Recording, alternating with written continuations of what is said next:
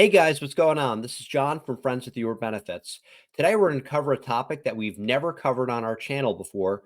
We're going to talk about how, believe it or not, ketamine therapy can actually help people who are unfortunately suffering through depression. Joining us today to learn more about this, we have Rais, CEO and co-founder of a company called Enthea. Hey Sherry, how's it going? Welcome to the show. Hi, John. Thank you for having me. Of course. So, Sherry, why don't we go right into it, right? So, can you tell our audience a little bit about your background and how you came to co-found Enthea? Really want to hear about your journey. Sure. I think my background is a little bit unique in terms of, how I came about working in the benefits space. Actually spent 10 years on poverty reduction. I consulted to the UN and the World Bank, and I worked in 37 different countries, implementing programs with the goal of reducing poverty. And from a decade of doing that, I saw this really clear connection between poverty and mental health, that you can't fully address poverty without addressing mental health. I began to look for solutions to mental health and saw that most of the ways we're treating mental health are actually very ineffective. I read a study at the time that said antidepressants only work well for 15% of the people that take them. And I was just blown away by this. And then I stumbled upon research around psychedelic therapy and went down a rabbit hole reading more and more about the benefits. And in contrast to traditional approaches to mental health, there are all these studies that show that psychedelic therapy can help people get completely, pretty much cured. It gets to the root cause of people's trauma, and 65 to 85% of people will no longer feel depressed or have PTSD or have anxiety after psychedelic therapy. And so that led me to quit my job and start a company that gets people access to these medicines. No, very interesting. And that's something, right? As I think of our veterans out there, I mean, that sounds like something that I guess could have promise to veterans who have PTSD. So, curious to hear your thoughts on that. Yeah, so actually, veterans have a really high rate of PTSD, as you mentioned. And I'm going to say, actually, I've recently been going down this other unfortunate rabbit hole of the construction and oil and gas industries. I also learned recently that they have a suicide rate of 4 times higher than any other industry, probably because they employ a lot of vets. MDMA, which is the common ingredient in what's known recreationally as Molly or ecstasy, has shown to have incredible, profound effects on complex trauma and PTSD. Ketamine assisted therapy is also shown to have incredible effects on PTSD. And this is actually why the VA and also people on both sides of the political spectrum have been very supportive about psychedelic therapy and ketamine therapy. At Enthea, we've actually seen, after members complete ketamine assisted therapy, we've seen an 86% reduction in PTSD, which makes this an extremely powerful tool for, like I said, not just vets, but definitely vets and other populations as well. So, how did your company actually get its name? So, great question. Other companies in the insurance space are like Anthem and Aetna. So there's like a theme of like this kind of sound, right? Mhm. But actually, Enthea, while it sounds like those companies, comes from the word entheogen. And entheogen is the psychoactive compound in psychedelic plants. So, mushrooms is an example of an entheogenic plant. So it was a play on words. Well, I learned something new today. There you go. So I want to get back to ketamine therapy, but first, I saw a stat recently, and it kind of surprised me. Sad stat that it said basically roughly 25% of employees out there will have some form of depression over their working life. Does that surprise you? And how did we get here? It does not surprise me at all. Actually, I've seen the US Surgeon General has a warning out that 76% of employees are experiencing any one type of mental health symptom. So, not that they're depressed, but they have a mental health symptom. You're right about the depression number. And it's also known that in our lifetime, 1 in 2 people will experience a severe mental health issue at some point in their lifetime. So, 1 in 2, which is really high. And how did we get here? Well, one, our lifestyle is not very balanced. We're working actually more and more and more, and not necessarily having, or definitely not having, a good sense of like work life balance. So that's one factor. We're spending a lot more time on our screens and on social media and feeling, more isolated and more lonely. So that's another factor. There's also anxiety about things like COVID, about climate change. So there's this like kind of ever looming anxiety. And I will add like my own more personal take, which I don't think is documented by studies like the other things I mentioned, which uh, personally, I think that in this world we're living in where we're so busy and there are so many distractions, and like the things I just mentioned, there's technology in our phone and social media and a lot of like consumerism. We are living lives with, generally speaking, with less and less purpose. Um, and so again, I don't know if there's a study about this, but I have just felt that being intentional, being mindful, and like having a purpose in life is a great safeguard against depression. Um, so yeah, I think that's how.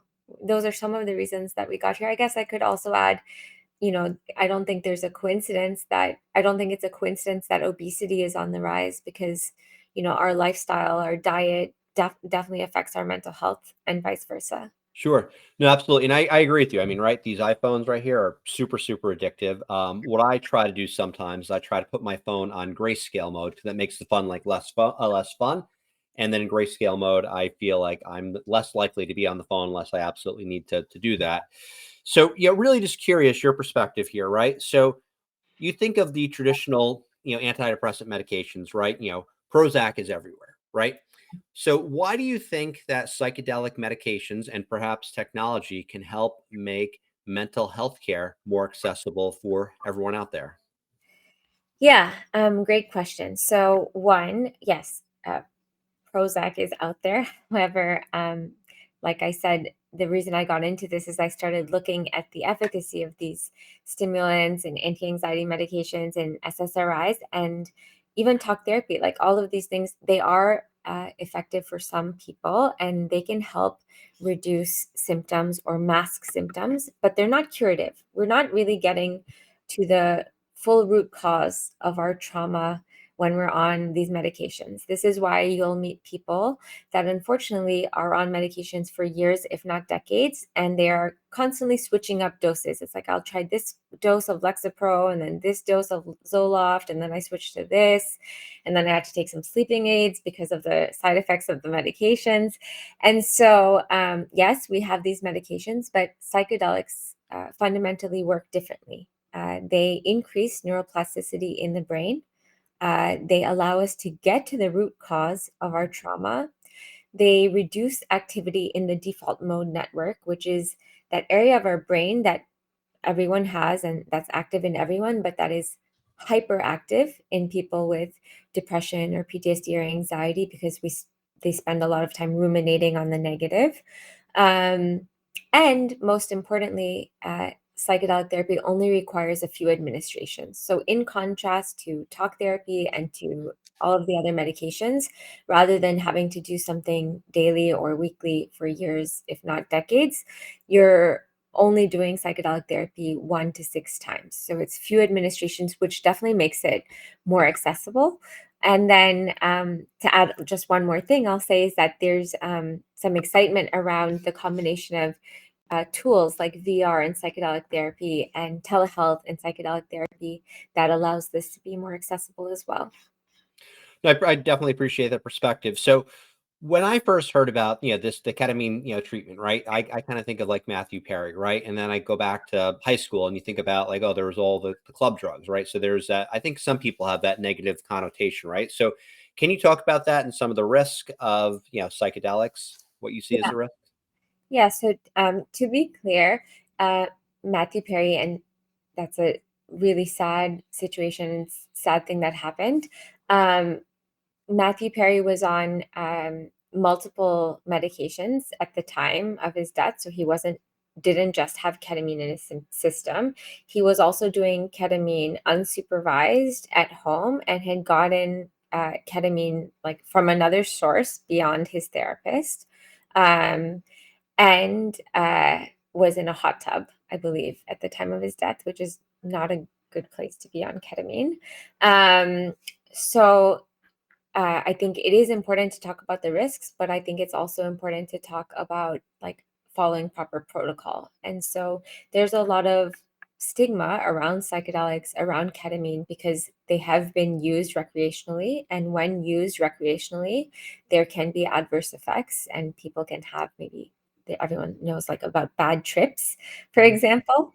But actually, in clinically supervised environments where you have a clinician with you, a therapist with you, where you've done undergone screening, like a medical clearance and a psychiatric clearance.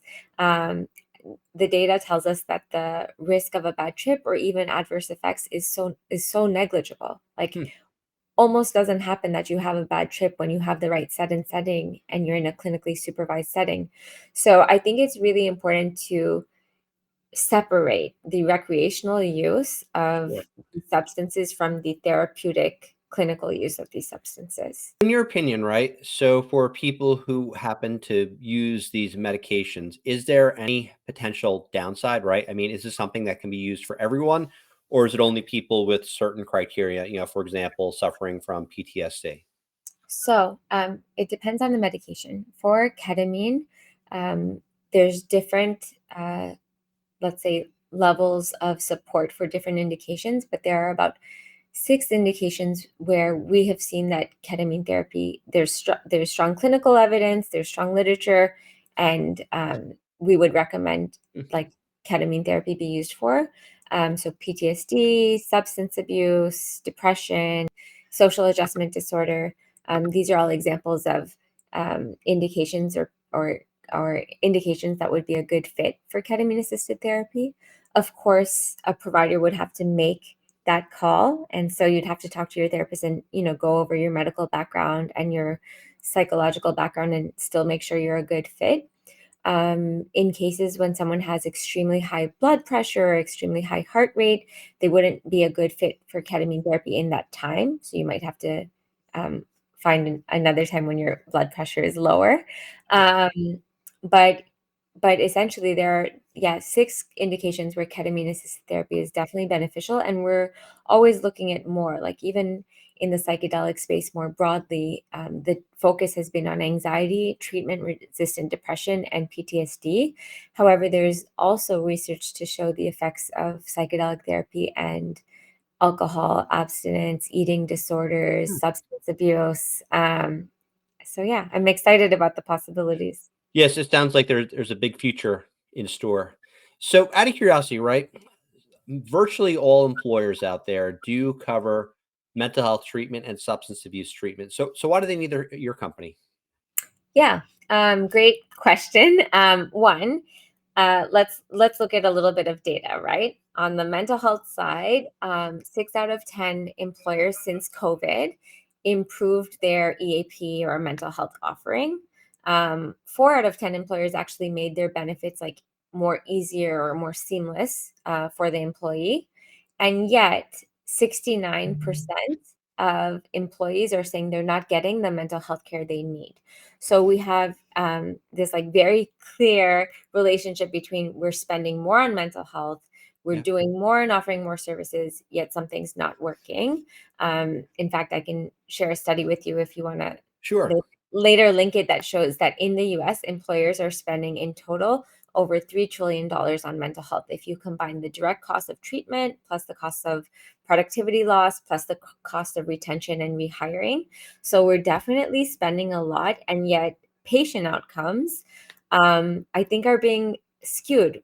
Employers are looking at, oh, it was easier for my employee to access a therapist. It was easier for my employee to get an appointment, and they're seeing that as a positive thing, which it is good because that has traditionally been an issue. But if we look at the rates of depression, like you said, they're going up. The rates Yep. of burnout, the rates of anxiety, the rates of PTSD, the disability claims, these are all going up. And then specifically because you mentioned, I think, substance abuse, it's important to say that to mention here that the amount of relapse from like inpatient treatment facilities is 40 to 60% within the first year after treatment. Wow.